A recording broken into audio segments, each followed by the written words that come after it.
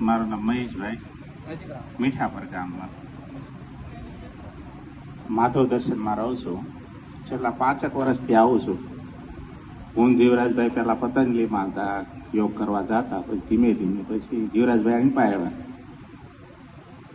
અને પાછળથી મેં ચાલુ કર્યું.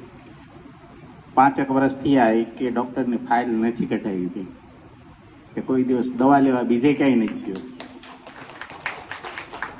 છેલ્લે ડૉક્ટરે મને સ્વાઇન ફ્લૂ થઈ ગયો હતો અને સિરિયસ થઈ ગયો હતો.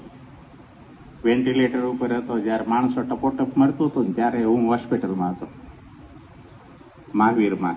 બીજે કંઈ મહાવીરમાં કેટલી લાગવગ કરી અને એમાં એડમિશન લીધું હતું અને લગભગ 8 દિવસ રોક્યો હતો, વેન્ટિલેટર ઉપર રાખ્યો હતો.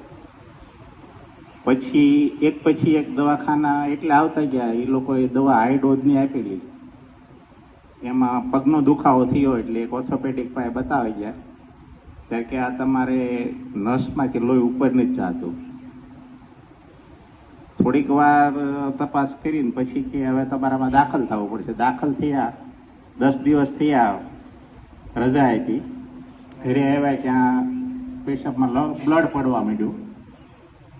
ગાબાણી પાસે ગયા કે ગાબાણી એવું કીધું કે ભાઈ આ તમે દવા કોની પાસે લીધી? એમ એ ડૉક્ટરને બતાવવા ગયા, ફાઇલ બતાવી. તો એને ડાયરેક્ટ અમને ન કાંઈ કીધું અને ડૉક્ટરને ફોન કર્યો કે તમારે માણસ મારી નાખવાના છે. જ્યારે વાલ બદલાવાનો હોય, જે દવા આપવાની હોય એ દવા મને આપી દીધી હતી. અને એ કે આ કંઈક તમારો એક્સિડન્ટ થયો હોત તો તમે કદાચ જીવ ખોઈ બેસે.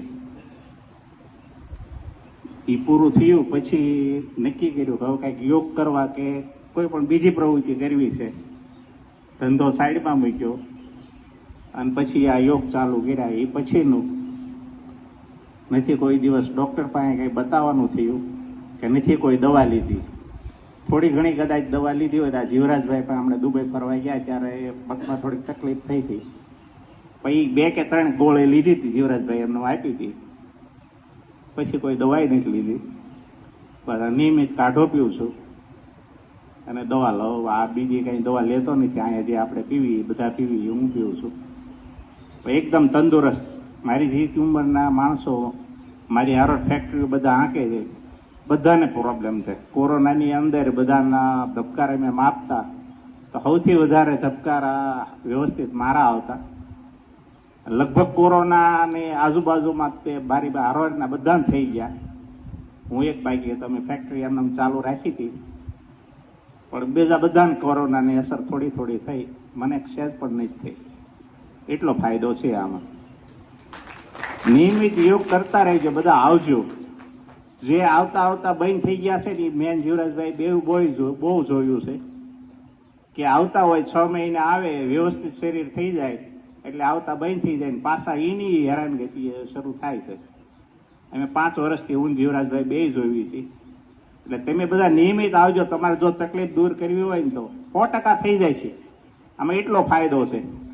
આગળની લાઈનવાળા લગભગના બધા તકલીફવાળા જ હતા અને બધાને ફાયદા થયા છે.